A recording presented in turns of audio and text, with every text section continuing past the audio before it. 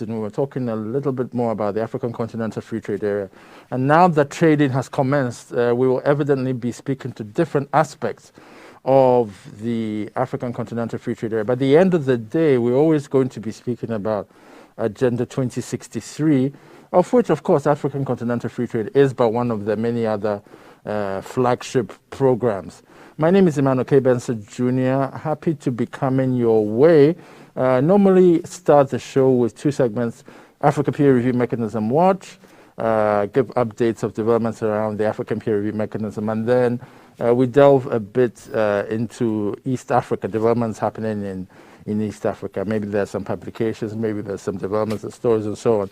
Then we'll zoom in into the interview. So happy to be coming your way once again, and hope to take a quick break before getting very quickly into updates of the African Peer Review Mechanism. We'll take a quick break right now.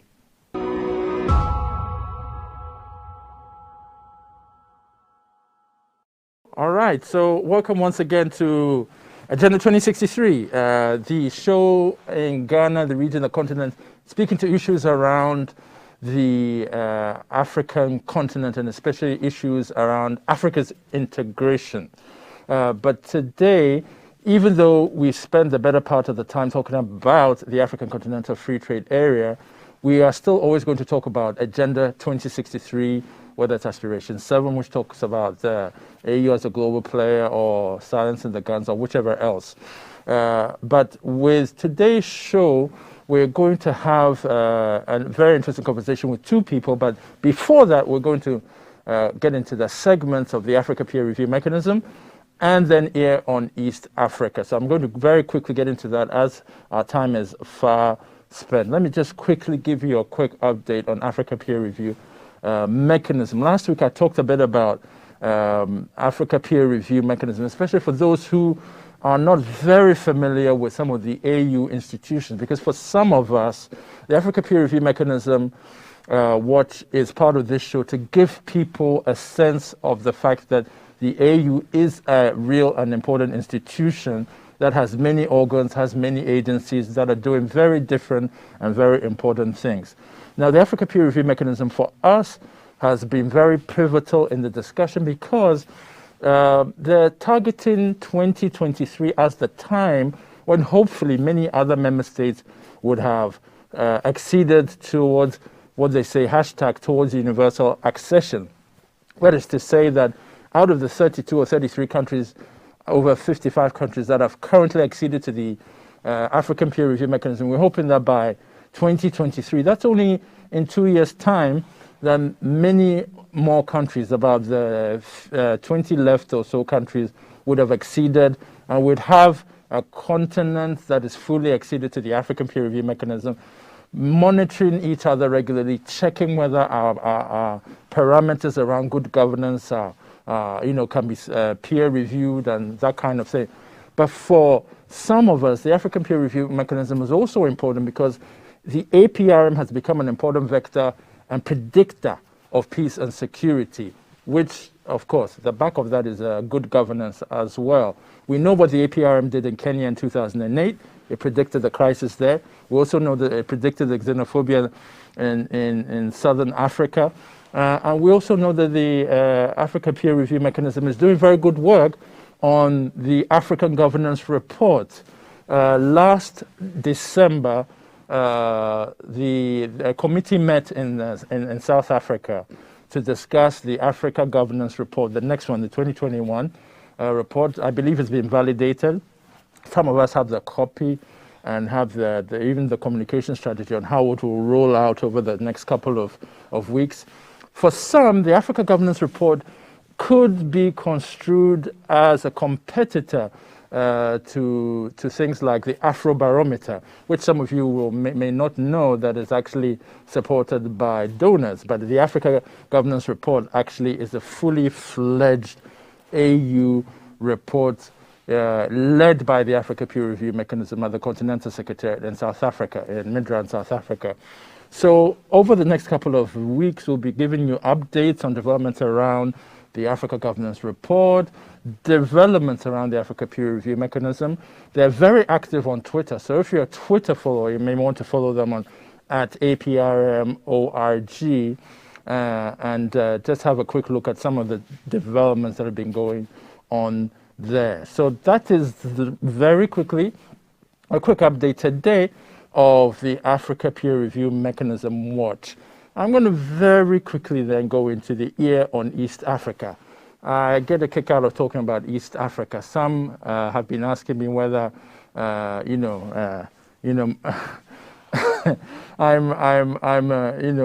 an East African at birth. I make a lot of noise about East Africa, given that I'm from West Africa. They don't quite understand what is quite happening. But for me, the reason why East Africa is a very important place to watch has to do with the developments around regional integration. And if you're someone who has been looking at integration the number of years that I have, you will see that there are a lot of things that East Africa we can learn from. And of course, there are things that they can learn from us. But the one thing that they can learn, that we can learn, the world can learn from East Africa, especially a country like Kenya, is M-Pesa, mobile money. I was just reading a report just only a few days ago that speaks to mobile money. And I think this is a very important time to remind ourselves, especially with developments in COVID, how central mobile money, cashless flows, and all these things have become. And let me just quickly refer you to this mobile money report, which speaks to the whole issue of why mobile money has become very, very, very, very critical this time. Can you believe that on the continent, 469 million registered accounts of mobile money? That far outclasses any of the other regions, whether it's in Europe or whether it's in Asia and so on and so forth. 469 registered accounts. 469 million, registered accounts. And 181 million are actually active. This compares to South Asia, where there are 315 million registered and 91 million registered. But you see, Kenya is critical in the conversation on mobile money because mobile money, M-Pesa came out from Kenya. And today, the statistics and the information from the mobile money report says that about 96% of Kenyans are now using M-Pesa mobile money, which is quite incredible. It has not gotten to that state across the continent yet, but evidently it has become a very important tool for a lot of people. So let me quickly, for those who may want to look out for this report, the report is by Vox DevLit, and it's called Simply Mobile Money. It's a 28-page report detailing what the centrality of mobile money in our conversation on Africa's development, how far it has come, where it's going, what Kenya has been doing, and what countries like Tanzania and Uganda have also been doing. It looks like it's largely an East African thing, that they've had that experience. That's their comparative advantage. They're developing it and they're using it. So, of course, East Africans are the experts that we need to go to if we want to know more about mobile money. And of course, the leader is Kenya. That is one thing I guess a lot of people who do not follow things like this probably would not have known about. So we're happy to be coming your way, and we hope to be able to unpack some of these important developments to you over the course of the next couple of months, so that we all get out from each edition of the show satisfied that we are getting to know a little bit more about it in the 2063, but also about the different regions on the continent and the important thematic areas that we talk about. So thank you once again for making your time to join us today. I think we are ready now to get into the real conversation, the beef of the conversation today, which is on the Africa Private Sector Summit, which is going to take place in March, 8th to 12th March. The very first of its kind, an umbrella private sector initiative bringing what we call superstar Pan-African organizations, including the ECA, the Pan-African Chamber of Commerce and Industry, the East African Chamber of Commerce, my own organization, After Policy Network, even though we may be a midget, but we're also a superstar organization, if I may chip in that. We're a partner, but we are also doing our little to ensure that some of the work is going on with the Africa Private Summit. And of course, the Association of African Universities is also part of the superstar, Pan-African organizations, and an organization that doesn't get enough visibility in my view, and I'm very happy that they are part of this, having an important conversation on linking academia to private sector and then looking at the journey and the narrative ahead. So very happy to have two people who are part of the organizing committee who will help speak to the issue of the Africa Private Sector Summit. We have Winkate Mutai, who will tell us a little bit about herself and what she's doing with the Africa Private Sector Summit, as well as Dr. Sam Ndoga of the University of Pretoria as well, who is the summit coordinator, and who will also be telling us what he has been doing around the Africa Private Sector Summit and what we're going to do about the way forward. So welcome, ladies and gentlemen, to a very beautiful and hot day in Accra, virtually, and to this Agenda 2063 show. I hope you can hear me.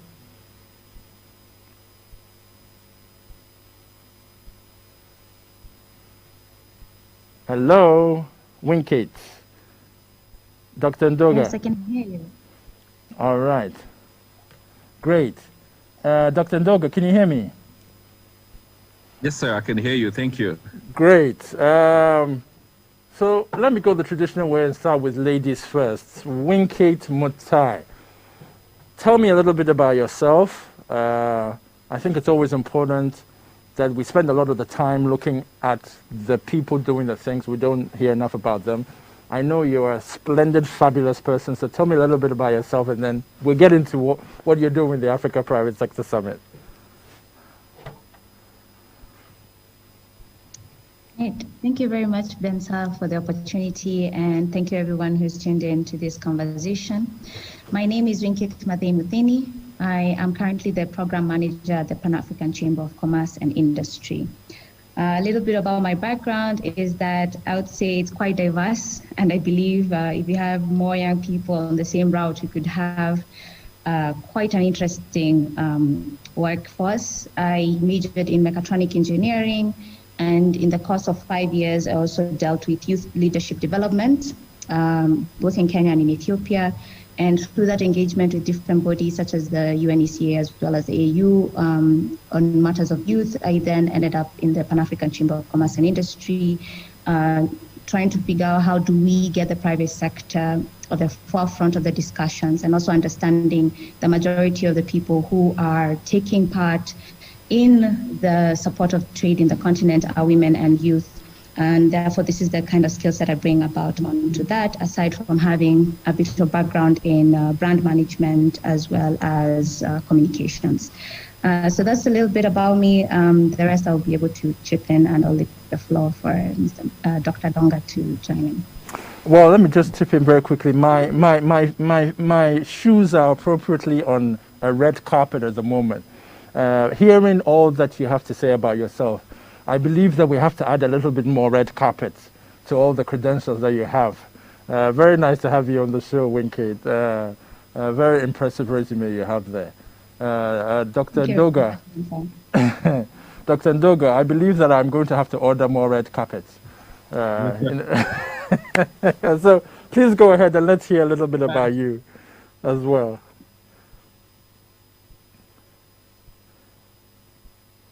Yeah, so I come out of academics, been a professor at the university for over 27 years, and then I ventured more into consultancy and leadership training, which basically set me on a bit of a footprint across the continent in the last 12 or so years, and basically trying to raise almost just a new brand of thinking across the continent, because I believe that our crisis is really leadership. Okay. There's nothing wrong with our continent. We have 4 hemispheres. We have insurmountable natural resources. We have a very young, qualified population, and human resource capacity, which is an envy of many nations in the world. So to really have a continent that's not working under our watch, and especially as an academic, where I'm responsible for producing the creme de la creme, I have to ask myself, what are we doing? So I think the best repositioning for me was to seek to go more onto the field, onto the marketplace, so that we really start changing mindsets, and people don't see themselves as backward or poor or totally helpless, or even the AIDS syndrome that has also plagued us with labels that we have accepted which are not authentic. So my view has always been we just need to do more across the continent. So that's a little bit about myself. Thank you so very much for that important introduction. And change, the crisis you talked about is leadership. And I'm happy where you underscored that point, because I think that will be at the heart of the discussion on the Africa Private Sector Summit. And so I'm going to start off with Winkate, who is the program manager of the Pan-African Chamber of Commerce based in Addis Ababa, Ethiopia. And she's going to tell us what she's currently doing with the organizers of the summit, and in her view, why this meeting is so very important for everyone to attend. Let's hear you, Winkate.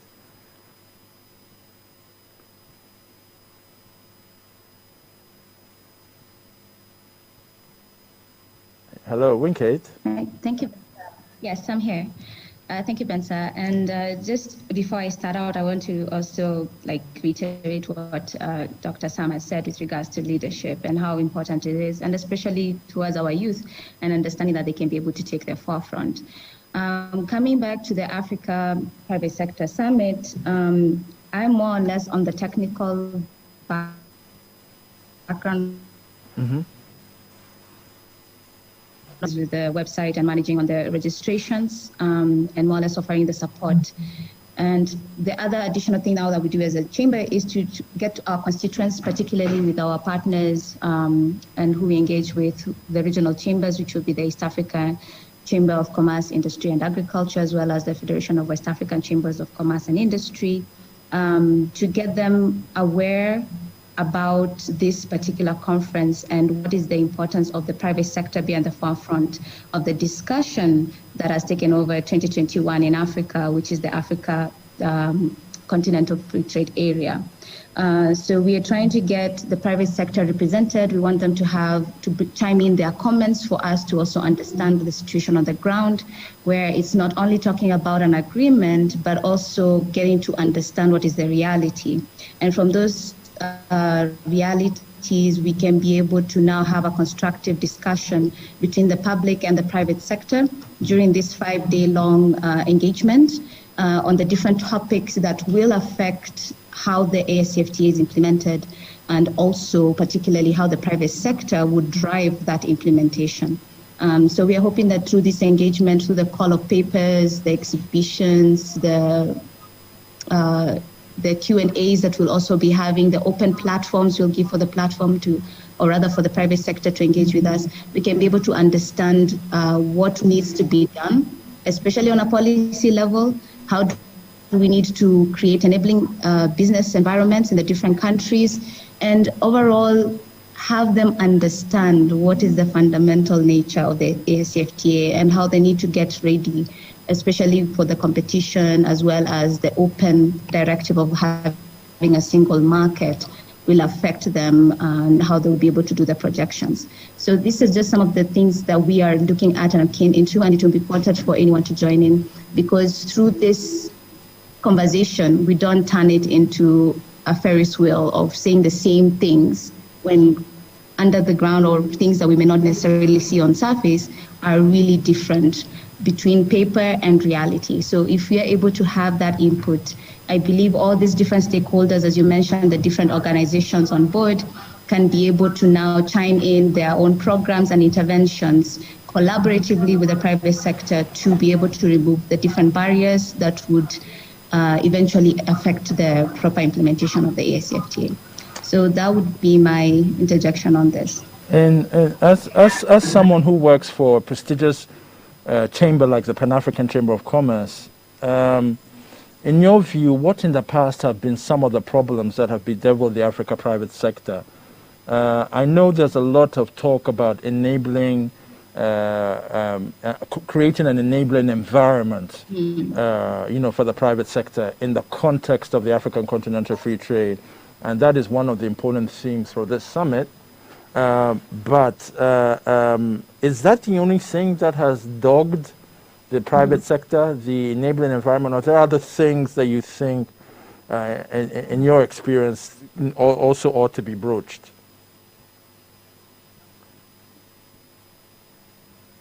Well, it boils down to the information breakdown, right? Is the information trickling down to the person who's supposed to act on it? I would pose this as a challenge to everyone on the board here. Have you possibly gone across the street from your building and asked any one of those vendors if they know what the ASFTA is? The most likely answer you'll get is no. And even if you come from there, even talk about exporters and importers, do they have the familiarity of what this is? So already they have the challenges when it comes to cross-border trade, which we already know in Africa it's quite low, since the system, since the colonial era, has focused more on commodities, where we had the trade routes being from Africa, either to Europe or to Africa to America, not necessarily within the continent. So there already are challenges of the systems, of how they run, like what you'd have the systems running within East Africa, the different regions is very different, to even people understanding what is the business ethic within those different countries. So as much as we have the internet day and age, some of these things still remain unknown. And it will be important to have that understanding of what is the situation of, you say, doing business in somewhere like Botswana or doing business in Algeria. We may not be as familiar with that and what would be the regulations. So aside talking about the enabling environment, it's also about the people understanding what the agreement is about, and let alone that, also getting to have a familiarity with the nations that they would be trading with. It's still sticking with you for a minute before I go to Dr. Ndoga. In your view, Winkate, before I quickly get to Dr. Ndoga, I'd like you to give me a little bit of country experience from your own country of Kenya, and then also from what you see in Ethiopia, where you work. What is the level of understanding around the African Continental Free Trade area, in your view, as candidly as possible? In both your country and of Kenya, and then in Addis, where you work. Oh, get me in trouble. Well, no, or at least your perception of what well, keep it low, high. Yeah. That is true. Sorry, I'm sorry. It depends again on who you're talking to. I would say that the governments are aware about this because they had to do the ratification of the, with the instruments, deposit the instruments of the AU. So the government level would say they understand what the ASFTA is about. When you come down to the people themselves, they may not, I would say the percentage is quite low. Possibly, if I'm being very candid, I would say 10%. And this would be those who have either paid attention to TV or really wanted to know more about what this is, what the whole ASFTA is about. One thing I will mention, though, in context to this, is that I've seen that there is movement and traction with other nations. For example, with Nigeria, they announced they have a national committee on the ASFTA. They announced that they are going to start a nationwide, communications and roadshow just to make sure everybody is understanding what is be expected of them and how they can prepare themselves. So as much as we started in January 1st, is the countries preparing something similar where the information is going to trickle down to the key players. And when we're talking about the private sector, it's not just about the multi-corporations, we're talking all the way down to the SMEs for them to know how this would be, or how they would take advantage of the Continental Free Trade Area. So that would be my candid input on that. Really appreciate it. I really appreciate it, and I hope I didn't get into trouble. But so I'm going to use awareness raising for you, Dr. Ndoga. I know that South Africa has just come off, has just stepped down for DRC to take over the chair of the African Union. Dr. Ramaphosa was quite vocal on the level of what South Africa had to do, given that South Africa's countryman in Wamkelemene is also at the secretary, it's not so much about optics, but it's about making sure that, there's a handle on the African Continental Free Trade Area, and South Africa is also leading on that. In your view, still with awareness raising, what is it? Do you think that there's enough conversations around the African Continental Free Trade Area in South Africa?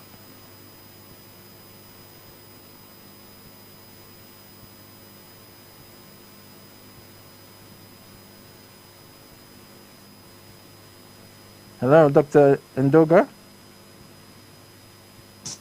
Sorry, I lost you for a moment, but I think you were asking me about the conversation.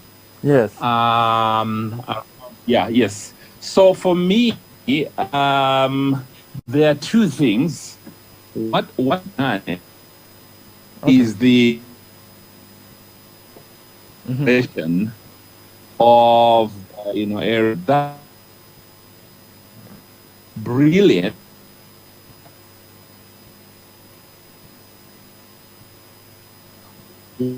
I think we're having some difficulty in hearing you. If it's possible to position yourself well.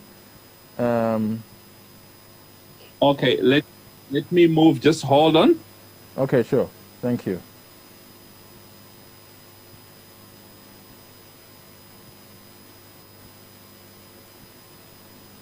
Yeah, is this better now? Yes, it's much better. Thank you.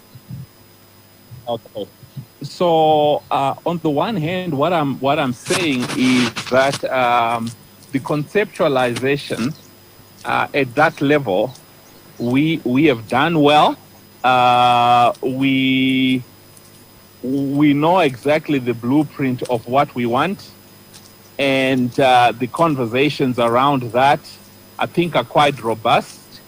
Hence, I guess the Agenda 2063 is embedded on part of those kinds of conversations. So I like to believe that what needs to be happening is happening. However, on the other side, where we really have gaps is the Africa we want is quite definitive.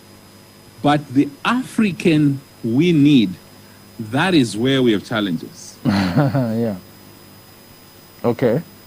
And of course, in your view, the Africa Private Sector Summit will help answer some of these questions or some of these challenges that you think we have in the Africa we need. I believe so, because the other philosophical problem with the way we have approached our challenges is to think that it's our governments and it's our politicians' responsibility to turn our nations around. I mean, history will show you that has not happened across the board. Politicians have come and gone. They have a 5-year to a 10-year tenure, depending on the number of years required for them in power and so forth. And these people are policymakers. The real transformation actually is a private sector responsibility.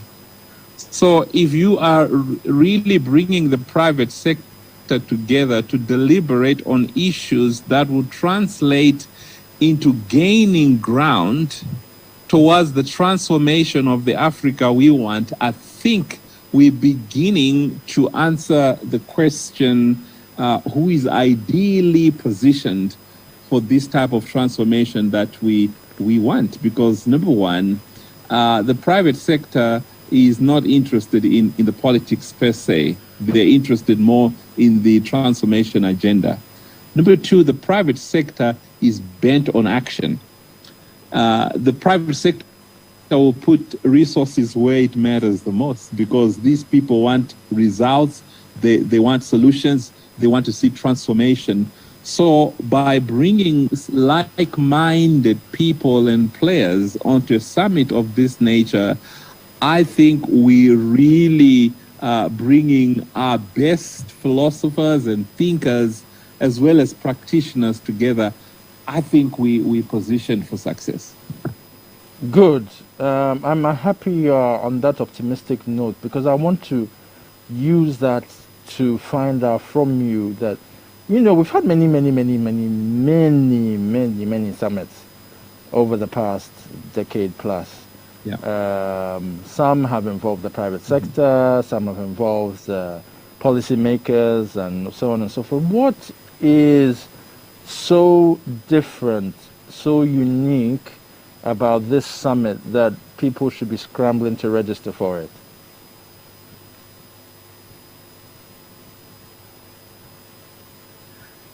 I think firstly, we obviously realize the very ethos of the question you're asking. I mean, I for one would tell you I am done with summits and conferences, and because I've done a few myself.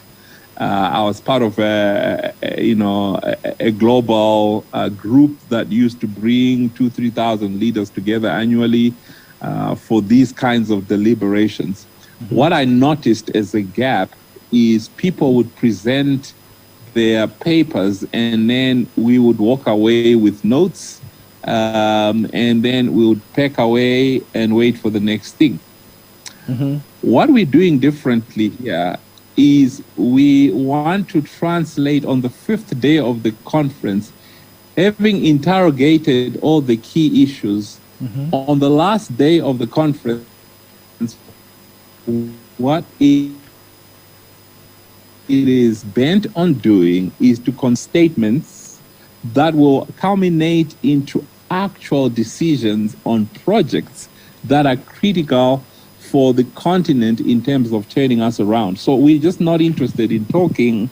We're saying that given all the success factors that we have on the continent, what are the critical things we need to attend to, and how do we consolidate ourselves around in presenting my own ideas, is to really think around diversifying focus areas, maybe regionally or across the different nations, because one of the things we can't keep on doing, which is why we're not making and realizing the progress we need to, is the fact that we have always tried to be successful in so many things all at the same time and with limited resources and capacity.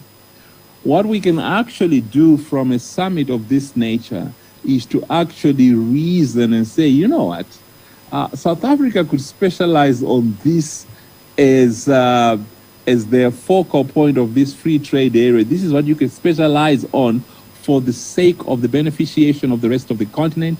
Ghana can focus on this. Nigerians can do this. Kenya can do that, so that we can actually be, positioned strategically for inter-beneficiation of the multiple countries that are on this continent, so that it's not a cumbersome exercise where we want to see success and everybody's trying to do everything. That won't work. That won't work. That's why we have these conversations. Look at the developmental goals in the 2063 agenda.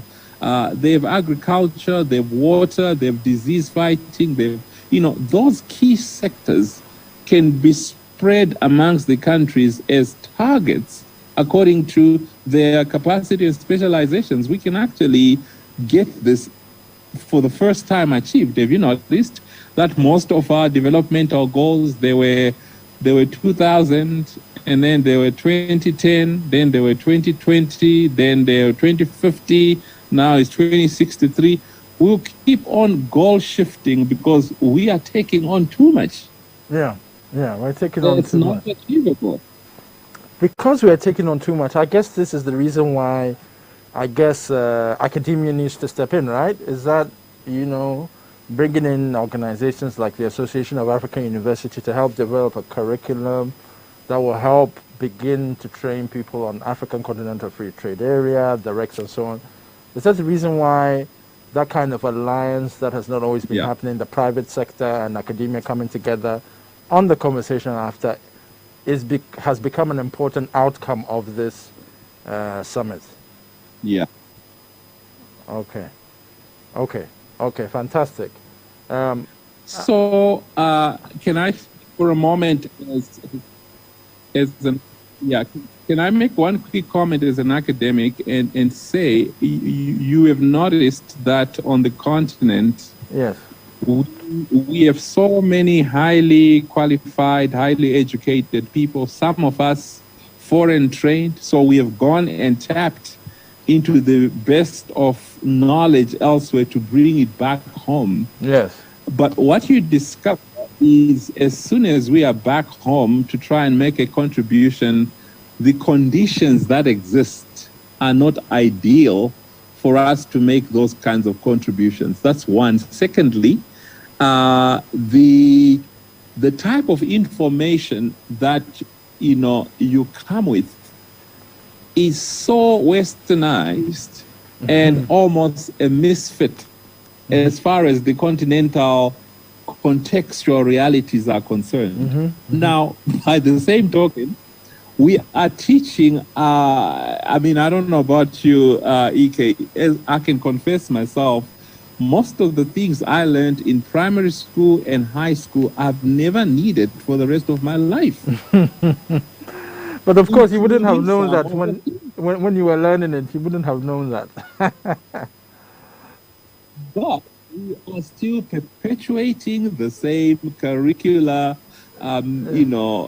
limitations by sending our young people into universities where 70% of the sources of information are foreign. Yeah.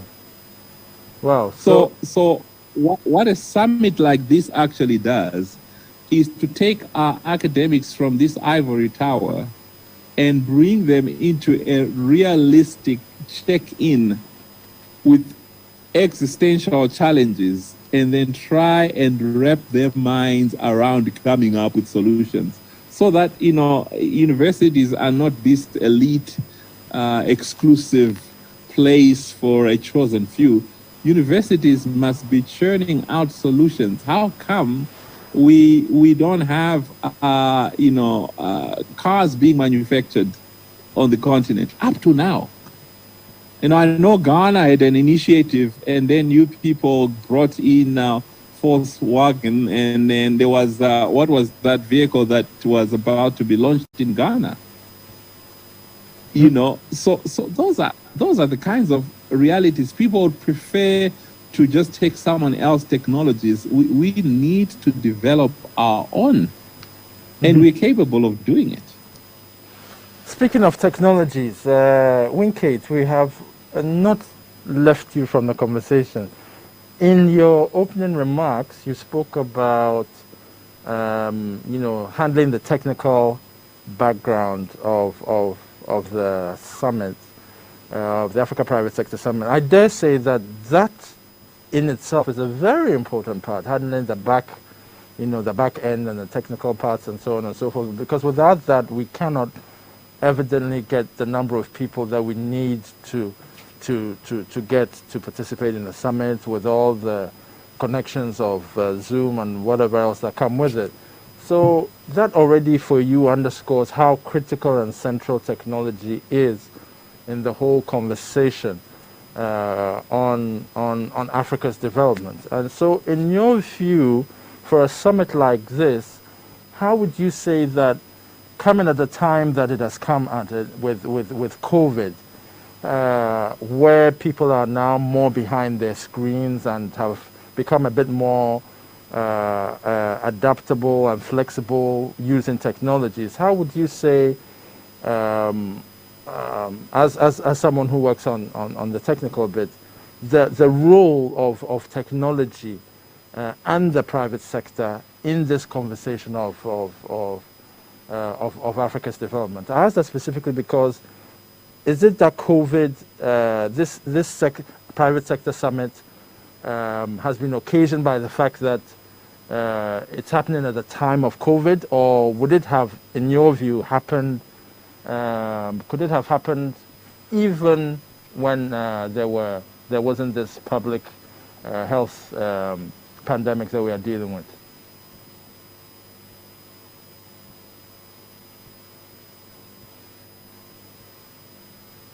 Hello, Winkate. Yes, I'm here, Benza.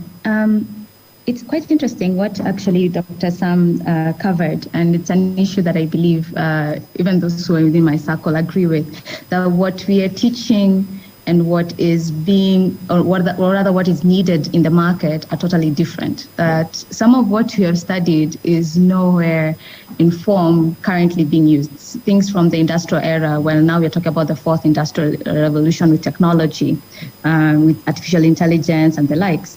And so it comes to a point where you also see a report that was given that if you're not careful, you might have another divide in terms of technological access.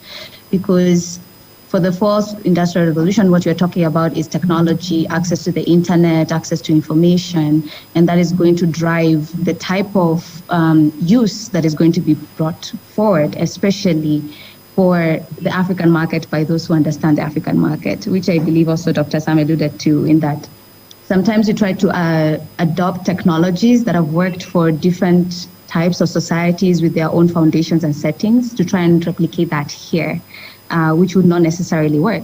I mean, M-Pesa, when it was brought out as an idea, it was laughed at. It was like, okay, there's no way anyone is going to use this, since banks in that particular area were using it as, you have your own ATM cards and things like this, so there was no need of mobile money.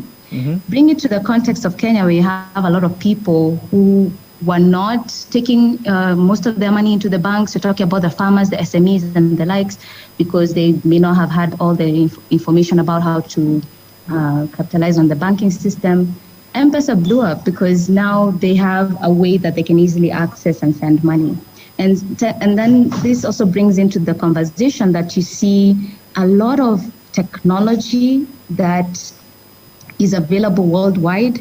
When it comes to Africa, it's adapted for the situation, and you end up having even studies now being conducted on on how they ended up, for example, M-Pesa becoming the thing that you can pay for anything you want on the streets, or even pay for your utilities, even again change between banks in terms of their finances, making it ease of access.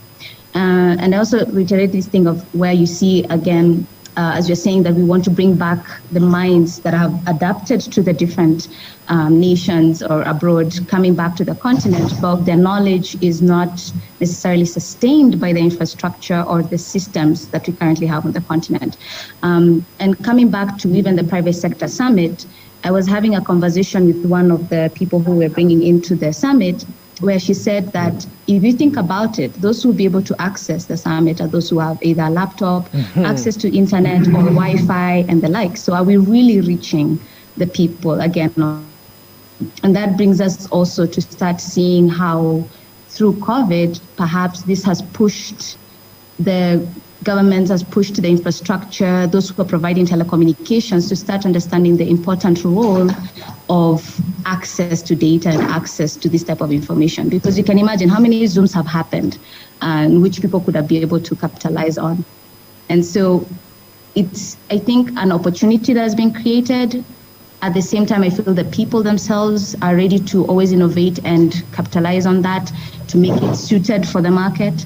It's a matter of making that accessible for them. Maybe perhaps before I close, I would mention one technology I came across. It's called the brick technology. And ideally, it's a sort of remote way to distribute internet. And so they would have, they use more or less satellite communication back and forth, but they would use that brick technology in rural areas to try and give the farmers access to internet so that then they can monitor their production, as well as also be part of the market, which was only available on the web. So this is just some of the ways that you're starting to see the challenges providing opportunities that can also be adapted in other places of the world that you might consider third world and the like. And I'm sure you can tell us a little bit more of that on another at another time. I really appreciate that little bit of information, Winke. My name is E.K. Benson Jr. We're talking we're talking Africa Private Sector Summit today with Winke Nutai of the Pan-African Chamber of Commerce and Industry in Addis Ababa and Dr. Sam Indoga of the University of Pretoria, two very strong people who are part of the organizing committee that has given birth to the African Private Sector Summit. Of course, there are other people who are part of the organizing committee who have not yet made it onto the show. We will be having a part 2 as the summit approaches, and maybe the last in the next 2 weeks or so. The title of today's edition is Righting Business Wrongs. So what are some of the wrongs that we know about? I think some of the wrongs, we've just spoken to one of them, which is technology. And interestingly, if you're following last week, when I was speaking to Juliet Amwa, Executive Director of Pen Plus Bytes, talking about technology being a challenge in the monitoring of elections during Ghana's elections, and how in Kenya that would not have been a problem because Kenya has somehow understood, as Winkate was saying, the centrality of IT infrastructure, ensuring that everybody needs to have access. To the point that when you are speaking with your Kenyan friends from Accra, they will be in their homes and their Wi-Fi will be running seamlessly. And you'll be running around in the bathroom, in the bedroom, all over your house, trying to get a stable connection in Accra, because we haven't yet got it right. That's a wrong that we need to fix in Ghana, and I pray that we really do something about that. If Kenya can do it right with Safaricom, I believe that we can do it right with all the 5 telcos or so that we have. Why is that not possible? Technology, we need to get it right at this time and find a way also to ensure that if we're talking in money terms, the unbanked of technology, those who are part of the digital divide can also get access to that level of technology to also contribute in the same way that the intelligentsia and what the UK call tattling classes have access to. So it shouldn't just be just the middle class or the elite who are just on Zoom all the time talking and, dreaming of big ideas. How do we translate those important points also to the rest of the population who have been touched by the digital divide, whether it's on their mobile phones or otherwise? So the wrong technology is one thing that needs to do. We've also talked about the enabling environment. That needs to be fixed. That's also a wrong. Governments need to pay greater attention to fixing that particular wrong of making sure that the enabling environment is created so that private sector can do things seamlessly and not meet so many roadblocks along the way. The third wrong is curriculum. To what extent is there a disconnect between what is studied in the classrooms and what is studied outside? How far do you take what you have studied in the classroom to the practical world?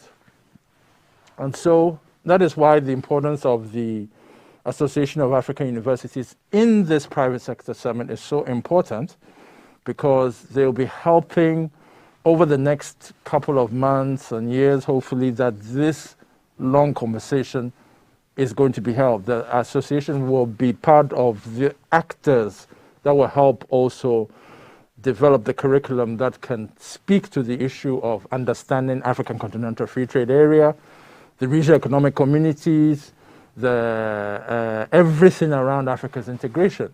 Because as you know from other shows that I've spoken to, in editorials and otherwise, African Continental Free Trade Area is not just about intra-African trade.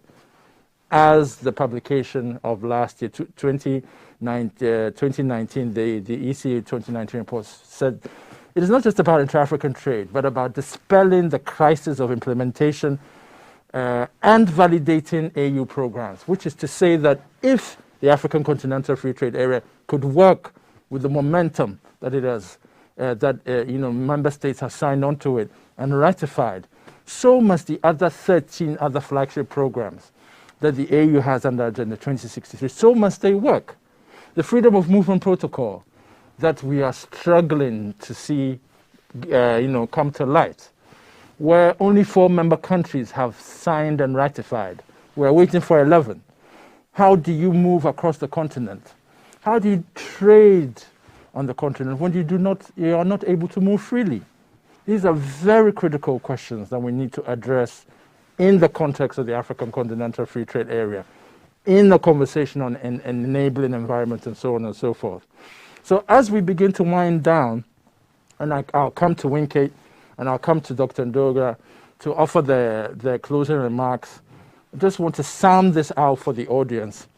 And I've elaborated it specifically in this way because of the importance of the summit, having Association of African Universities there in a summit like that, and trying to create a new narrative where business and private sector are able to work together for Africa's development. It is something that has been talked about many, many, many times over in different summits, but this time we want to get it right.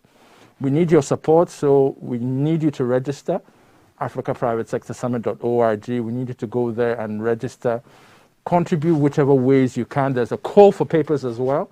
15 good questions on each of the 5 days collectively.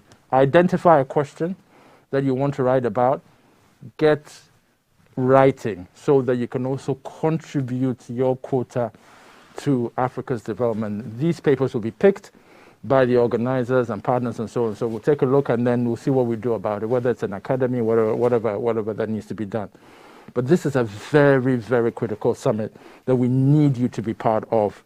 And we need you to also be praising the Association of African Universities. They've done very good work with this show and the great work that they do on academia. But now a new journey has begun where they're going to be linking with the private sector to create important curriculums and develop model laws and all these things. So we hope that you will join us on this journey.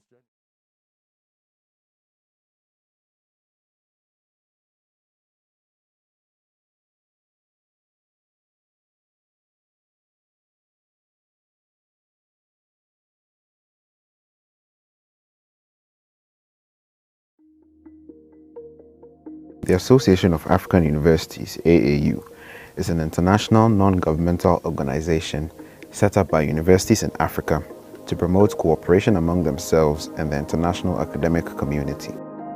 Mon nom est professeur Étienne Ehouan-Ehilé. Je suis le secrétaire général de l'Association des universités africaines qui est basée à Accra, au Ghana. Je vais vous parler de la création de l'Association des universités africaines. Il faut remonter dans les années 60 pour pouvoir comprendre le processus. Déjà en 1960, nos dirigeants estimaient que l'éducation est l'outil majeur pour pouvoir lutter contre la pauvreté et assurer le développement. I am Nodumo Dlamini. I'm the Director of ICT Services and Knowledge Management at the Association of African Universities.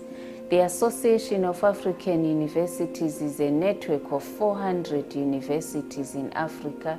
The biggest value that the universities benefit from being members of the association is this big platform that allows them to collaborate, allows them to work together, allows them to teach together. Through this platform, a university in North Africa can work with a university in Southern Africa, and also those in East Africa can work with those in West Africa. Founded November 1967 at a conference in Rabat, Morocco, by heads of African higher education institutions, the association is currently headquartered in Accra, Ghana. My name is Maxwell Amo-Hoyt. I'm the Director of Finance of the Association of African Universities. The association sustains itself from contributions from member universities and also from other development partners. Some of our development partners include the World Bank, other governmental agencies like the Swedish International Development Agency, UK Department for International Development, and other partners. We also receive a lot of support from other governments, especially the government of Ghana. Other partners include the African Union, which is more or less the parent organization of the Association of African Universities. The Association of African Universities hosts the Secretariat for the African Union's Continental Education Strategy.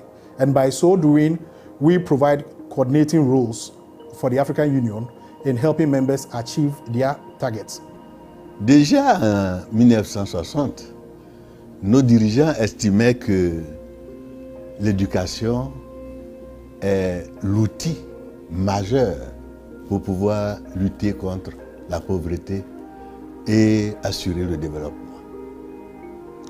Et rappelons-nous que les années 60, la décade 60, a été une décade où la plupart des pays africains ont obtenu leur indépendance ou ont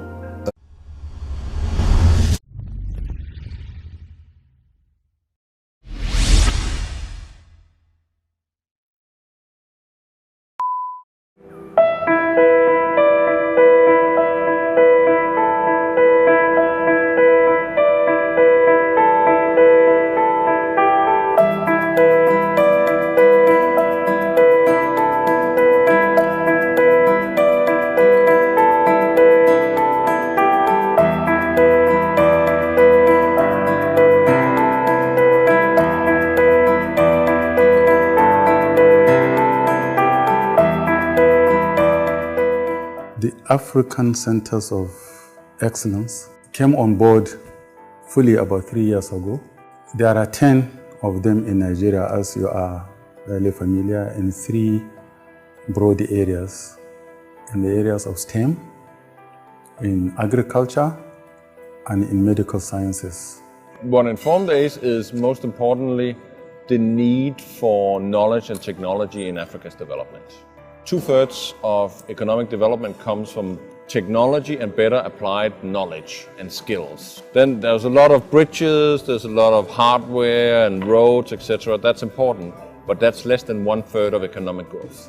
2/3 of economic growth is using your resources better, technology and being smarter, being innovative. And that comes from education and skills. We started that engagement with the World Bank, and later that year we called a meeting of all Nigerian universities to discuss on which areas to support.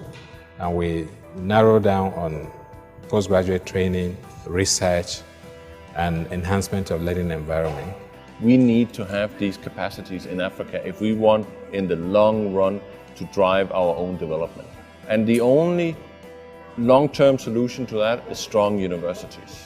10 centers are located in 10 different universities, so no university houses more than 1 center of excellence. 3 of the centers are in the areas of agriculture.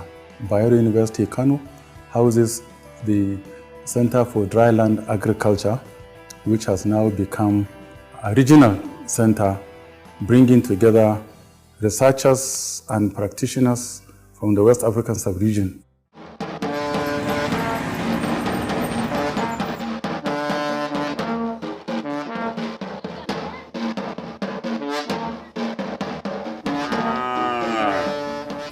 The CDA project, that is the Center for Dryland Agriculture, currently is one of the World Bank's African Centers of Excellence. The reason the university established CDA is to address the challenges facing the drylands not only of Nigeria, but of West Africa in particular. The center was established essentially a training center at the postgraduate level. We also carry out research and development activities. So we sit on the tripod of teaching, research, and outreach. The Sahelian region of West Africa is becoming drier and drier, and the practices of the past of the Sahelian cannot be used to sustain the growing population of this area. That's why the university set up the Center for Dryland Agriculture to carry out research on dryland agriculture to assist farmers to face the challenges so that even with the dwindling rainfall, there will be increase in the yields and harvest. Here, what basically we do is to bring together different set of data sets and then to be able to manipulate, overlay those data sets and then to see how do we predict, understand the status, nature and the dynamics of the happenings within the dryland environment and then to make policy recommendations. As a student with the center, my work focuses on one of the key elements of dryland. Talk of dryland is soil and water, scarcity of water and then infertile lands.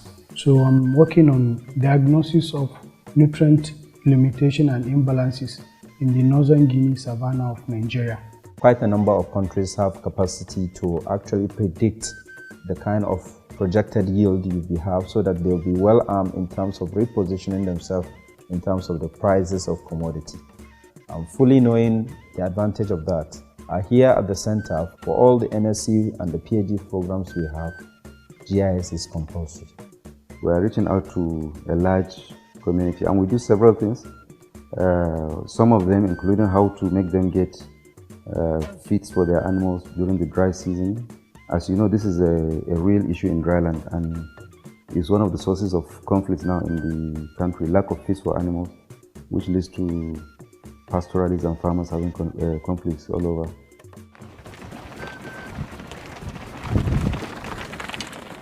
During this time, the animals are okay as you've seen them now, but after 2 months from now, they will suffer. Even the dry one is not available. So if you use the abundance of dry grasses now with agri-byproducts into form of wafer like this one to be stored using binder. This binder is starch as binder, it's source of energy as well as binder to bind it like this one. This contains the mineral requirement, protein requirement and energy requirements. All requirements for the animals are here. Any kind of ruminant, even camel, sheep, cattle, goat, they are ruminant. This is a plant tissue culture laboratory. It was established to propagate crops that are very high yielding or that are already improved, and then you want to have them in large quantities. We have students right now from about 9 countries. We get applications all the time because the program sells itself through the students. They tell others about Kano, about the university and about what we are doing. My study, it will help the society in terms of how they are going to manage their own resources. I want to improve the productivity and the efficiency of sorghum and maize. This is a good challenge for all Mali and all countries in Africa. We have acquired skills in which we only read in books. We have acquired skills of improving our teaching. We have had access to trainings, that we never thought that we will have them around in this country. What the students stand to gain by coming here is our programs are new, they are robust, addressing issues of the dryland. I think so far so good. We are on the right track. We are moving towards excellence. The idea is to be a center of excellence. We in Nigeria sometimes we have low expectation of ourselves, but we can be the best we can be. We can compete with the best in the world. And the center is showing that that is indeed possible, not only in UK, but in Nigeria. The second center of excellence in agriculture is sited in Benue State University, Makadi. And what we have in Benue State University is a center for the control of post-harvest losses.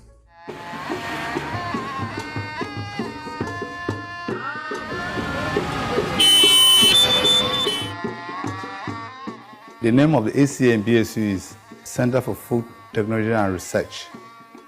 That is what we call CEFTA. And it's basically for prevention of post-harvest losses. It's been shown repeatedly by publications and through research that more than 30 to 60% of all foods that we produce is lost due to poor post-harvest handling. And therefore, we consider that this is a very serious problem that needs the attention of all that are concerned with food security around the world. The aim of the project was to train manpower, MSc and PhD, to solve the problem of post-harvest losses. We suffer a lot of wastage this year, so the CEFTA mandate is to see how we can control that, maybe by value addition, preservation. We insist that whatever project that is coming up, you're either processing or you're adding value. And all those things are issues that can help us in mitigating post-harvest losses. We have been able to engage researchers both in West Africa and in Nigeria in particular in the area of post-harvest losses, and they have been able to identify a lot of technologies that we are now using to help farmers to improve shelf life of their crops. One of our basic problems with agri-produce is that of drying. The method that are used here for drying, they are local methods, which I consider to be very unhygienic and unprofessional. First, we consider issues of a system that will work for that, and then we came up with the system you are seeing here. This is a master's degree project on the design and development of a grain dryer to solve the problem of post-harvest losses as is caused as a result of poor drying system that farmers in the village experience. If you go to the rice mills, this technology will be a breakthrough for many businesses beyond farmers. I came up with this freeze dryer. It uses low temperature for drying. Like for tomatoes, can be dried with a freeze dryer at a temperature of -2 degrees Celsius. Pepper at a temperature of -1.5 degrees Celsius, and okra at a temperature of -1.4 degrees Celsius. So with this freeze dryer, it's easy to dry vegetables during rainy season. What that means is that this food is not going to be wasted again as it used to be. Now you're going to process it to be able to even sell it in a form that people would prefer to buy it. I deem it necessary to work on mango because we have a lot of mangoes abundant in the country, and because we don't have processing, storage, and all the other issues that are connected to post-harvest losses, they spoil. As a result, I deem it necessary to work on mango in order for me to use that technology, go back to give to my country. This place have trained me, and I have practically successfully produced biscuits from sweet potato, which can also be done with any other crop. And there are lots of other products, new products that we develop from our local crops and extend their shelf lives. So from here, I'm prepared for the industry. This kind of program doesn't exist in my country and in other sub-regions. And I believe coming here to study has opened up new horizons for me and new knowledge, which I can go back and deliver to the farmers and even to my government. The students have been trained in such a way that you don't need to be an employee. You have to be an employer of labor. That is why after the whole classwork, we send them to industries and internship for about 3 months. And what they do here is production of edible oil from soybean. Since being here, I've been able to bridge the gap between what I've learned in the class as a food scientist and then what is obtainable in the industry. The third center is situated in Federal University Abeokuta, and it is on agricultural development and sustainability.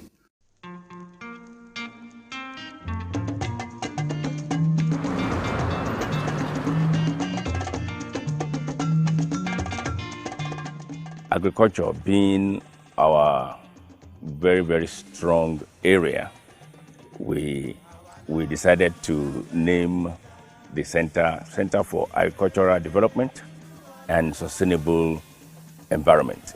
The essence of this program is to practice a sustainable agriculture within a sustainable environment, and that's what we are doing.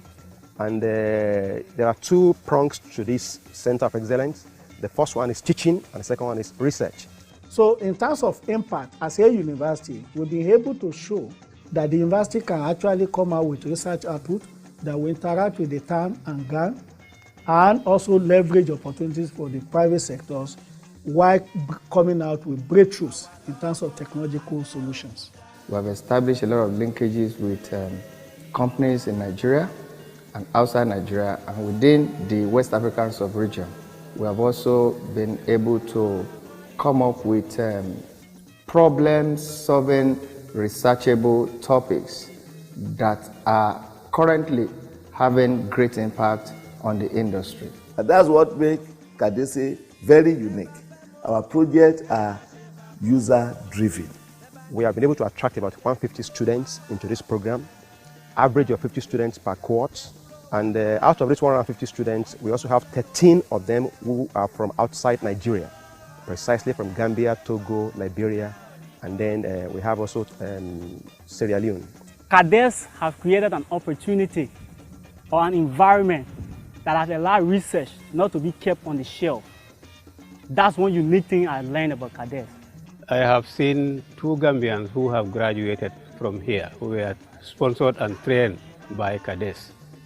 And the impact that they are making at home is very impressive. In CADES, we have been able to take care of all the nodes along the value chain. Is it from the breeding? Is it from the agronomy at the production level? Or is it from the rearing of the animals themselves? Processing and adding value to the animal before it goes to the market. And that's what we have done. And it's creating quite a lot of excitement. This goat I'm holding is called Kalahari red goats. The goat originates from the Kalahari deserts. And the kind of research I conducted on this animal is to test the efficacy of turmeric, that is kokumalonga. This is Kalawad as a result of the male Kalahari and the female Wad. I work on ginger and garlic supplementation, adding it to the feed of the Kalahari goats. And as a result of my project, it has increased the weight of the animals. We want to look at how are we going to practice animal agriculture, or what we call livestock agriculture, within the context of a sustainable environment. I've improved our whole local turkey through selection and crossbreeding, because it is believed that the exotic cannot thrive well in this part of the world. So we are trying to improve our own so that they can be as meaty as the exotic and to be resistant to some diseases and harsh weather. We need somebody to think of developing a fertilizer, and of course we noted it down. And that's why one of our students now has developed a fertilizer. It didn't just come from the blues. This is a poultry litter pelletizing machine. It's used for making pellets from poultry waste. And there's this integrated poultry farm where poultry is being produced. Found out that the wastes that were generated there were just useless, used for nothing. It affects the environment because of the pollution it causes, the smell and all that. So I felt something could be done about it. So that was how this idea was brought about. What the Center of Excellence has done is to complement the federal government's interest in diversification of agricultural produce, promoting import substitution, creating employment opportunities, especially for the youth, and enhancing the income generations by the populace. There are also 3 centers on STEM. The University of Port Harcourt houses a center on oil field chemicals research.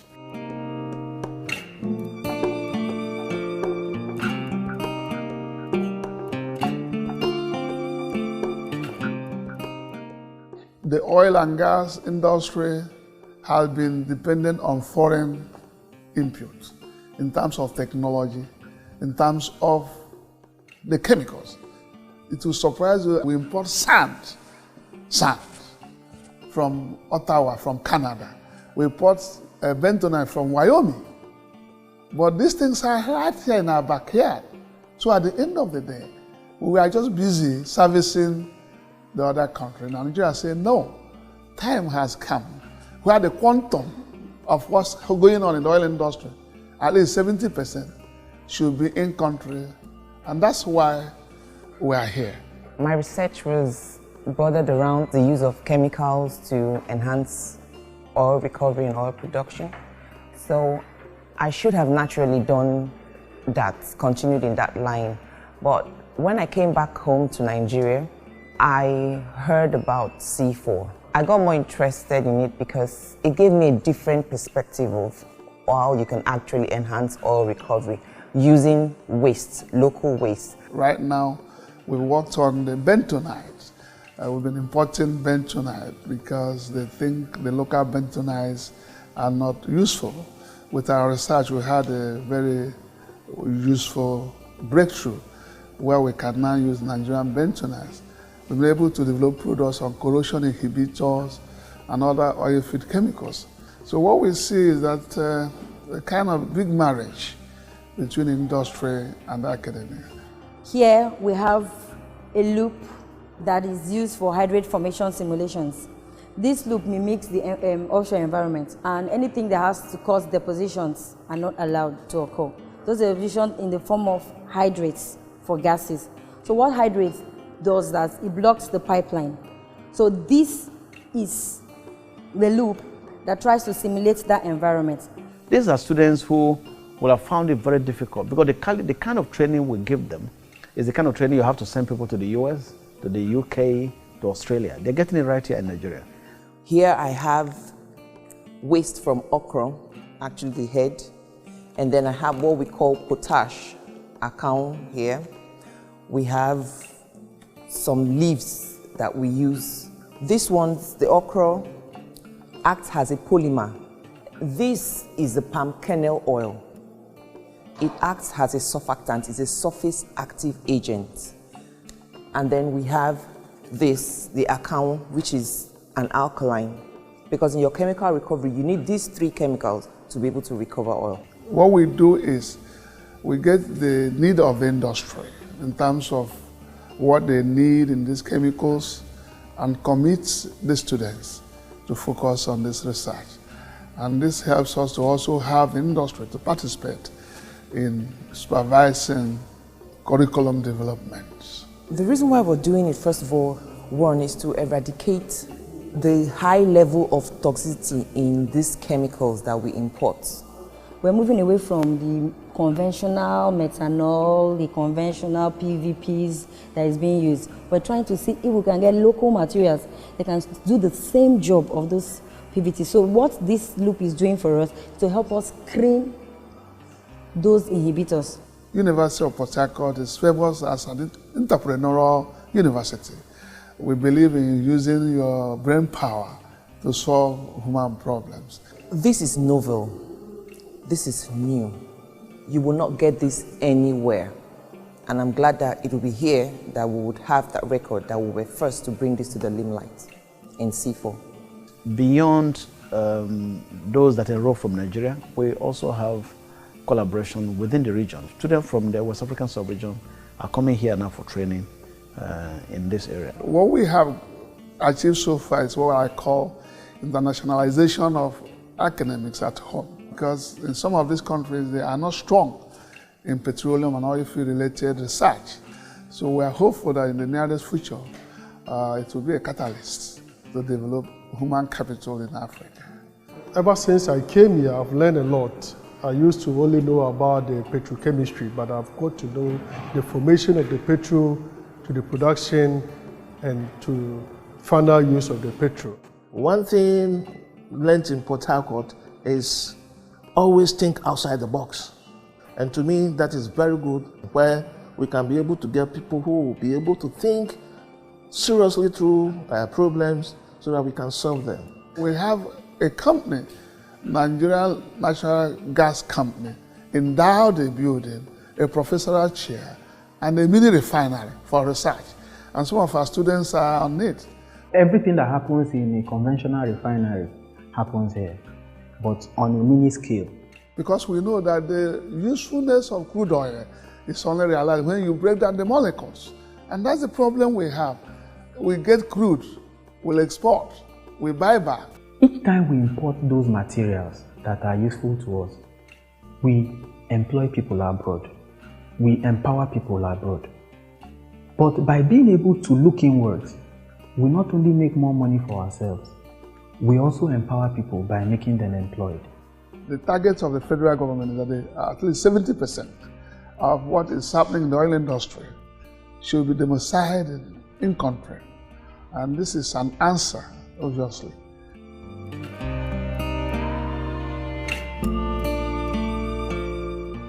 The second center on STEM in the country is sited in Ife, Obafemi Awolowo University.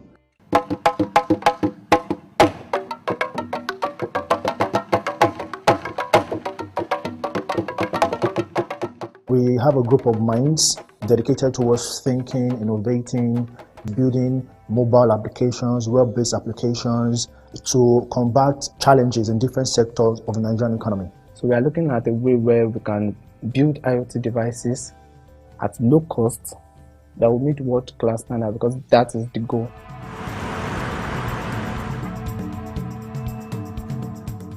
So the name of this center is AAU, ICT Driven Knowledge Park. And the focus of this center is to train masters and PhD in relevant ICT courses, both regional students and national students. The center as it is has actually placed us as the foremost ICT university in Nigeria.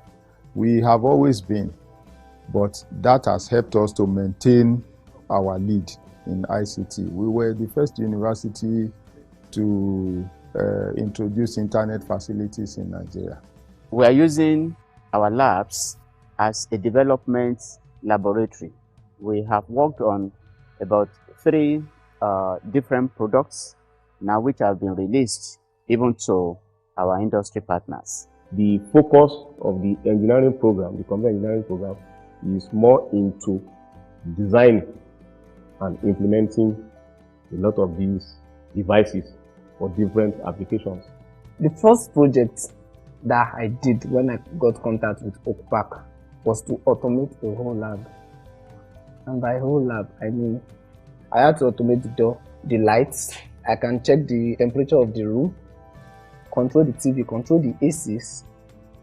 Then I had to build something that can detect if someone is at the door so that it can be opened. Then all of this is now made available on a mobile platform that can be operated from anywhere for as long as they're on the internet. This center has not just the facilities, but it has the innate support to help us get going. And I believe that by the time we actually scale up to the level that we have to go, it's going to be another Silicon Valley of its own. In fact, the center here is going to become a hub, an African hub for software development. Basically, the overall aim of the project is to make the university an ICT training hub for African sub-region. At the end of the day, some of these students should be able to sit down and design and implement a very simple micro computer system. It's not compulsory to be a table computer, maybe the handset. In fact, we have one of them now already designed and implemented a mobile phone, an improved mobile phone. It's working, and what we are trying to do is to see how we can look for investors to invest on this product. When he told me that he wanted a mobile device, in my mind I thought, like, no sir, you are joking. But he was like, we'll give you everything needed to build it. And I remember we sat down here, ordered the components, and we started working on it. And we never knew it was going to be achievable, but it was actually achievable. You can see that we targeted 4 major sectors and we drew like a cycle around it. So on one side you have health, on one side you have agriculture, on one side you have cybersecurity, and on one side you have transportation. So here's what we do: we get guys together. Okay, sit. Now look at ideas and things that we can develop that would affect each of these industries. Now we know that these industries, they form a major bulk of the economy. What that center has been able to do is to harness the potentials among our staff and students. Based on this project now, our program in Department of Computer Science and Engineering is now internationalized. We can now attract students from the region. I see this as a great opportunity for me being at AAU, especially on African excellence. I see this as an opening opportunity in my career hunt. They are imparted more knowledge into my field of study, most especially when it comes to the ICT field. I know a lot about the computer, and then I'm doing a hands-on work, and I wish to carry back to my country, Liberia, to help the people. This is the first university in Nigeria that will run all these courses and have full accreditation by the NUC. And this is as a result of the support that we receive from the World Bank to make sure that this center is now the center of ICT, not in Nigeria, but in Africa. The progress I made in 8 months can never be compared with the progress I've made throughout my career before my contact with Oak Park.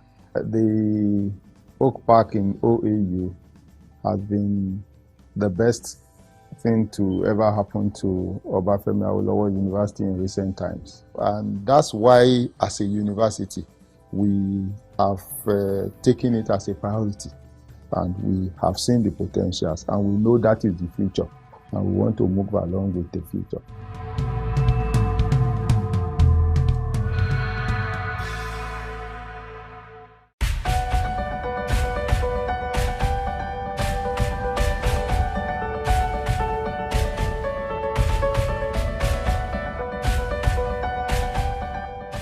We were able to fabricate organic light emitting diodes based on a pressure-assisted technique to reduce the amount of power that these devices will consume. So we want to make energy stored in batteries and supercapacitors in form of electricity. We're looking at if you can charge your battery in few minutes, and then it can also deliver as much power as you need. I produced a block. This is a magnesium oxide based block from very abundant material, dolomite or magnesite.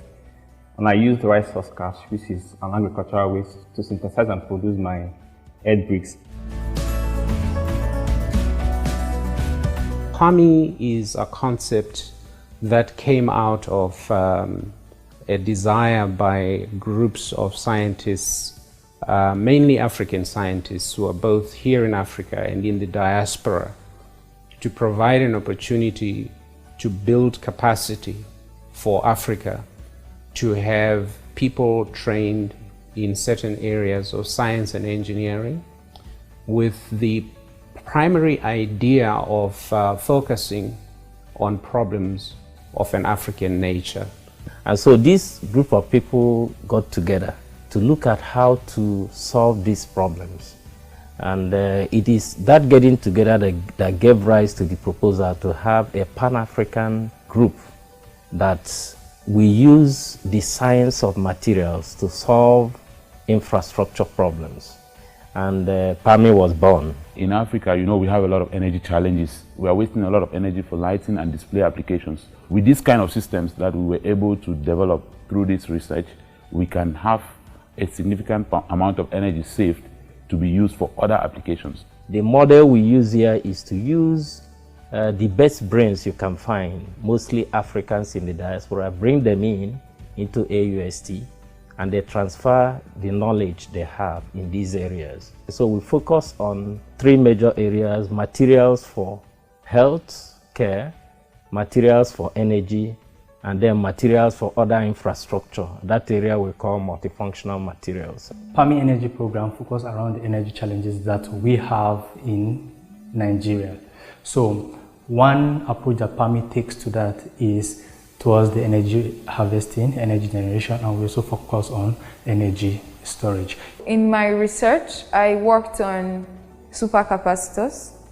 So supercapacitors, they are like batteries, but they are more beneficial than batteries, except for the fact that they have issues with their energy storage capabilities, where batteries have gone ahead of them. So the research work in supercapacitor is mainly to see how we can improve the energy storage capabilities. We have this bioengineering technology that's been developed by some of our researchers, targeting things like drug delivery for the treatment of cancer. Breast cancer being suffered in Nigeria here and Africa as a whole doesn't overexpress on the receptors which the white people out there use to develop the drugs. The kind of breast cancer that affects us most here, it's called the triple negative breast cancer. The triple negative, when you talk of triple negative, it's very, very aggressive in the sense that it may just start in a breast. That's the problem. You just go check the characteristics. Yes, it's a cancer. In the next 2 weeks, oh, I've gotten the drug that will cure it. It will change the characteristics again. So it's not stable. So that is really the main problem of triple negative, and it kills. If we can be able to get a receptor or a hormone which can be overexpressed on the tissue we have in the country here, the cancer we have in the country here, then that will be a breakthrough, and that is the breakthrough which we have gotten. So the next step now is the drug. And one of our major outcomes is that we have found a drug that kills very effectively the kind of breast cancer that affects us most here. This program tries to work in the area of developing technologies for improving on mining and minerals processing. So we focus on barytes and gold. These are two major areas. Barytes to address the oil industry, gold to address what is happening in places like Zamfara, looking at the issue of safe mining. We need to refine our crude oil. And one of the things which we need to do so is drilling mud for us to tap this crude oil from the oil source. And for us to do this, we need a weighting agent, of which barite today has been taken as a better substitute to those ones which have been used earlier before now. So we feel it's actually adding values to those things. We help us stop the importation of barite into the country. So it is this PAMI project that has enabled us to get to a level where Total is now talking to us, and we are now working with them. We're also receiving additional support from them. And their interest is to make sure that in the near future, the oil industry in Nigeria can source barytes from Nigeria. We are quite happy, with the level of achievement of most of our students and the kinds of interactions that they bring to bear, on the university itself.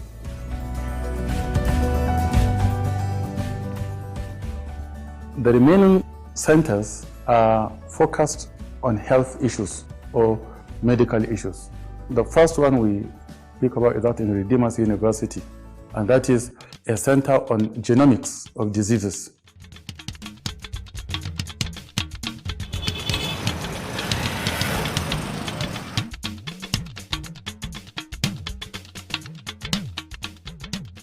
SG is the African Center of Excellence for Genomics of Infectious Diseases. And SG has a mandate to build a critical mass of African scientists that are well trained in genomics and that can use genomic tools toward elimination or eradication of the infectious disease. Then the other mandate for SG is actually to develop genomic curricula, because these are curricula that never existed in the African university landscape, and we've already introduced two, and which were approved by NUC. When you talk about any particular disease, especially infectious diseases, you want to talk about us solving our own problem. Our overarching goal is actually to, what we say, create an environment where Africans can come in and then do high quality, valuable, ethical genomic translational research to solve health problems in Africa. I'm glad today that we have not only proved that great things can happen in Nigeria, we've also been able to prove that Redeemers University, a private university, can go where angels were not there. HG that has made Africa enter the annals of medicine by successfully diagnosing the first case of Ebola in Nigeria and then guiding the Nigerian government through the process of containment of that outbreak. It was here in Egypt that the infection was confirmed in Nigeria. And it played a prominent part in curtailing that outbreak, what could have been disastrous for the entire nation. The Lassa fever that people are talking about now, the diagnosis tool resides with us. Last year when we had this outbreak, the monkeypox, samples were coming in, and last year alone we analyzed well over 100 samples, and then by January this year another 44 samples came in and we've analyzed that. So that tells you that we are well able and capable to do all of this analysis. When Ebola struck in the US in 2014, within 48 hours, we had on our campus a delegation of the US CDC and a delegation of the US AID. And the question was they wanted to come and find out what miracle we were doing. They were very, very, very clear about the mandate, that they were coming to learn from us how we've been doing it and how successfully we've been able to do it. And the team have been working with the specialty hospital in Irua on Lassa fever, and have done a fantastic job developing rapid diagnosis tests for Lassa. Area Specialist Teaching Hospital was because that is one area where Lassa fever is endemic.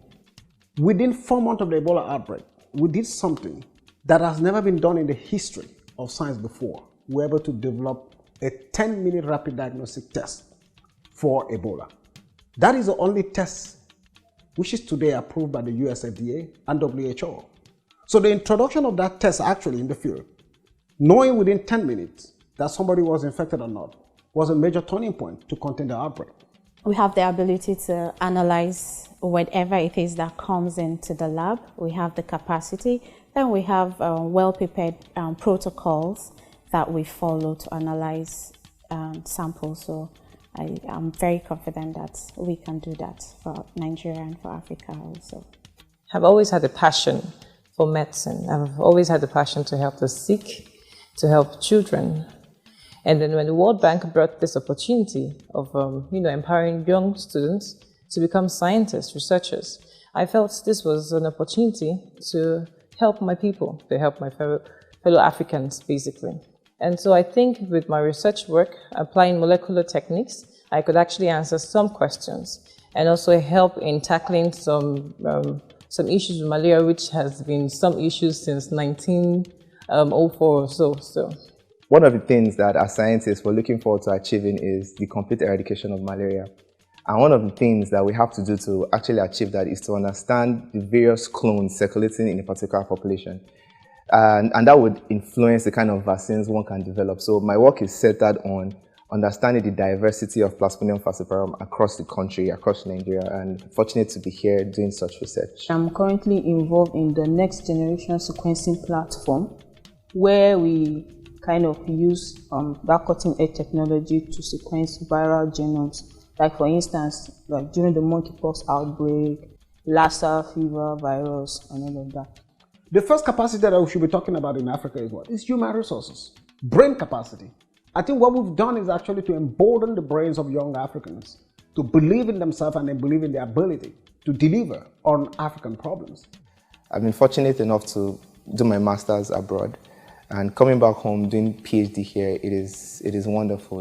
It is equal to what you can get abroad. It is world class, if I may say that. It is world class.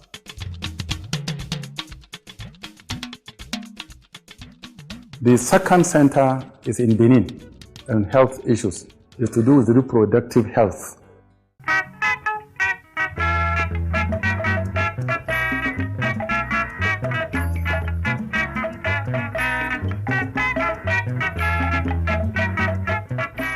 The CERI actually is an acronym for the Center of Excellence in Reproductive Health Innovation.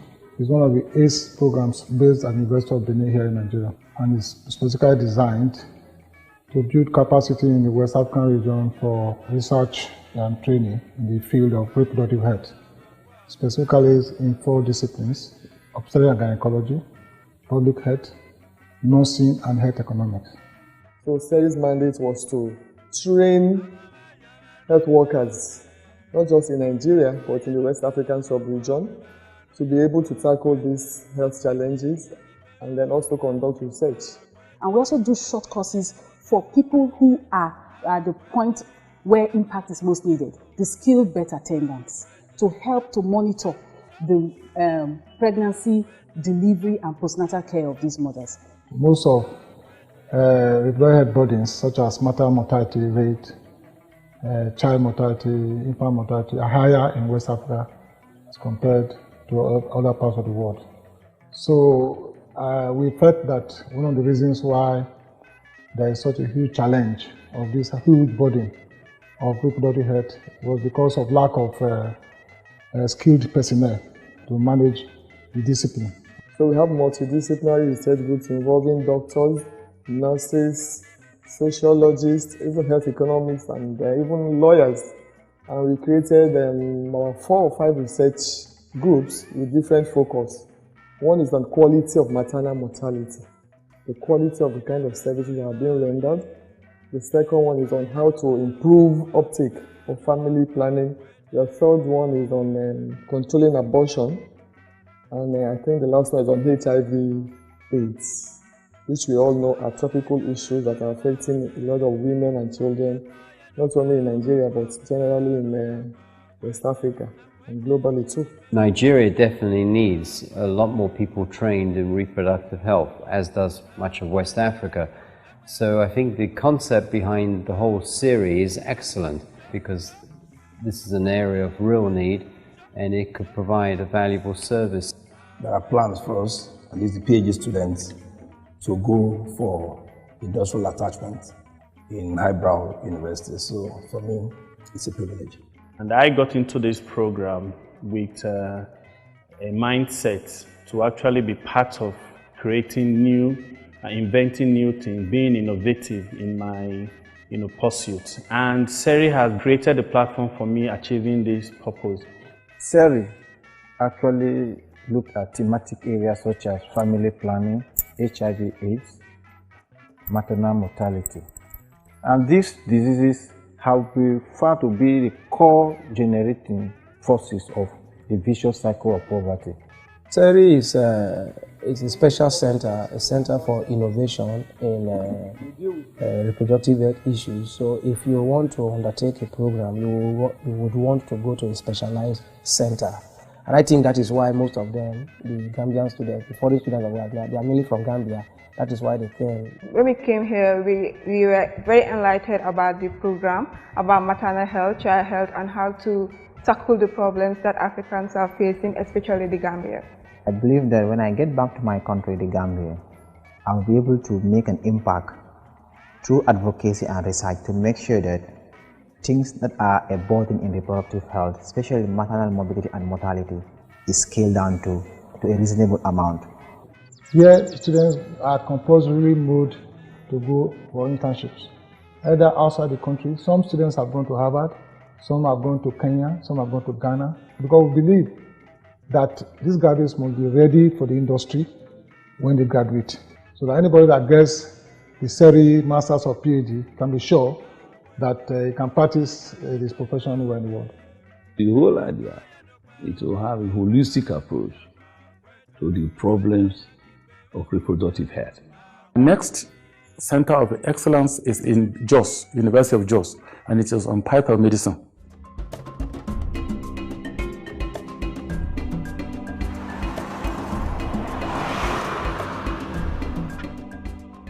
Africa Center of Excellence, University of Jos, is more into phytomedicine research. And phytomedicine, we are talking about the herbs that are used all over the world by especially the rural population. Almost everybody now wants to use herbs or herbal products, and we want to make it the best for them to use. We have been working closely with traditional medicine practitioners in the past and we simply leverage on that. And there are several ongoing research projects in the area of phytomedicine development. What we are really investigating is how effective is this plant leaf we've chosen.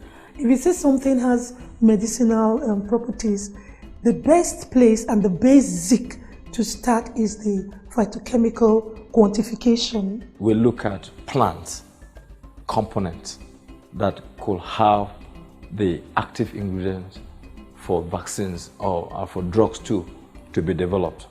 So this machine can analyze and dictate active ingredients from plant source and even animal sources that could be used for drug discovery and development. If there is a claim that this plant has this activity, now the only source of establishing that fact is with the use of animals. So you can administer the drug preparation or the extract. Once injected, you can establish that, see, I have observed that this plant has this activity or that activity, that this is the effect of the extract on the animal when administered. That of late has become very expensive. How to keep rats and the rest of them. Even the space is also a problem. Also, the recent human rights problem. By the time we do research in this part of the world, they will tell us no, we did not follow the ethical way of doing it, that the rights of the animals have been abused. We now thought of another model, the fly model, in the sense that the fly has about 75% genome similarity with the human. For that reason, we can study psychiatric problems with the fly, can study diabetic problems, hypertension, and so on. So more than 100 years ago, the developed world has started using this fly called Drosophila. Actually, molecular science started with it in terms of animals. And the gene of these flies was even cloned before that of human being. The genome was completely known before that of human being. So recently, with the help of this African Center of Excellence, we got to know about it. And we have now come to the knowledge of using it instead of the rat to do what we call preclinical trials, testing for toxicity. We have one anti-fertility drug. So you just take 2 capsules and the woman is prevented from pregnancy for 1 year. We have tested so many of these herbs for diabetes, hypertension, and cardiac problems. The center has also successfully, and we announce this with every sense of accomplishment, joy, and happiness, has been able to develop the anti-snake vaccine successfully. One of the advantages of this vaccine is that unlike the ASV, conventional ASV, it's heat resistant. So it can be carried around even under extreme temperatures, up to 40 degrees, 50 degrees. And not only that, it has activity on different species of the snakes.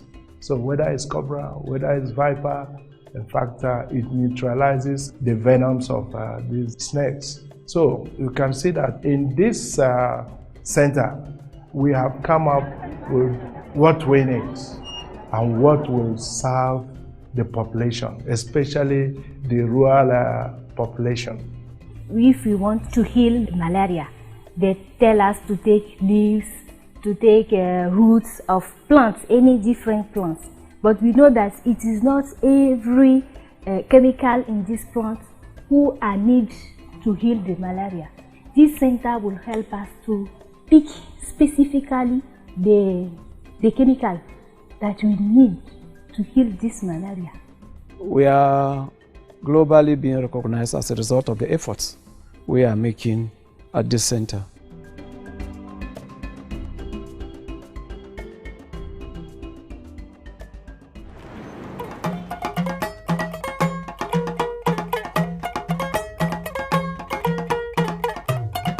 The African Center of Excellence for Neglected Tropical Diseases and Forensic Biotechnology is one of the World Bank centers in Nigeria that is focusing on health. ABU planned and developed this center with funding from the World Bank grant, with the hope that we'll use the capacity we have built in biotechnology over the years to help solve some problems that are peculiar to Africa, and that is neglected tropical disease. This group of diseases where there is no major international agenda for solving them, and they affect the livelihood and the health of our people, particularly here in developing countries. We came up with these neglected tropical diseases. There are several of them, but we felt the three pertinent ones: trypanosomiasis, filariasis, and rabies. Neglected tropical diseases are diseases that affect mostly the rural populace within the nation, and they constitute the largest proportion of our populace. African trypanosomiasis is a disease of humans and animals. The disease occurs in 37 sub-Saharan African countries. In fact, because of the severe economic losses it causes to the subcontinent, it is referred to as the poverty disease of Africa. So our focus as a center is how do we address this problem so that the larger populace will be taken care of in terms of their health, in terms of their social impact, and in terms of the economy. I am working on one of the neglected tropical diseases, which is lymphatic filariasis. This lymphatic filariasis, when it catches a person, some of the signs are in the male, the scrotum becomes enlarged, and in the women or in the ladies, it is the breast that becomes large. And for both male and female, one of the limbs sometimes becomes swollen. The major vector that carry the organism to humans is mosquito. A mosquito lives essentially where you have bushy environment or stagnant water, flowing water. So that's why it affects mostly the rural dwellers. I'm trying to investigate the potential immunogenicity of vaccine, third generation vaccine precisely, from a particular gene in Trypanosoma congolensis. One of the reasons why we're researching into rabies is to be able to understand the pathogenesis, i.e. how the disease develops in the host, to also understand its epidemiology, i.e. its distribution in the major reservoir and major vector, which happens to be dogs. So what we are trying to do is actually to get information that will tell the public that, look, you have dogs in your house, you're trading them or you're rearing them for pet purpose or possibly to be slaughtered someday. You need to know that they could be apparently looking healthy, but be walking around with the rabies virus. And if you are not careful during the course of maybe trying to play with them or walking around with them, they could be stimulated and maybe beat you. There they spread the disease, because the transmission of the disease, the major part of transmission of the disease is through their saliva. Basically, I collected blood samples on filter paper from cattle in 2 regions in the Gambia. And then I also collected retrospective data from the ITC, International Trypanosome Center. So basically, we wanted to know what are the species that are prevalent in the Gambia from the retrospective analysis. And what we are doing now is to really look at what are the issues that affect us and what are the solutions we can provide as researchers. We are hoping that we will not just be the only center, but we'll be able to provide the manpower that will be able to man similar centers that will spring up in the future. These are the 10 centers of excellence, 3 in agriculture, 3 in STEM, and 4 in health issues in this country. So giving Africa the capacity to solve its own problems, that's what really was the rationale for the Centers of Excellence. We should have less consultants coming in, but have more capacity in Africa to drive its own development. A lot of times when you interact with people from outside Nigeria, they tell you that Nigeria is not a safe place to go to. But we have had students coming from everywhere to study here. Some are in Jos, some are in Bayero University, Kano, some are in Port Harcourt, some are in Benin and everywhere. So when the students graduate and they go back home, they tell everybody that, look, I studied in Nigeria for 2 years, 3, 4, 5 years, and there's no problem. So in general, the quality for us, we are happy. It meets the national standard of the various university senates, because it is the university senate that awards these degrees.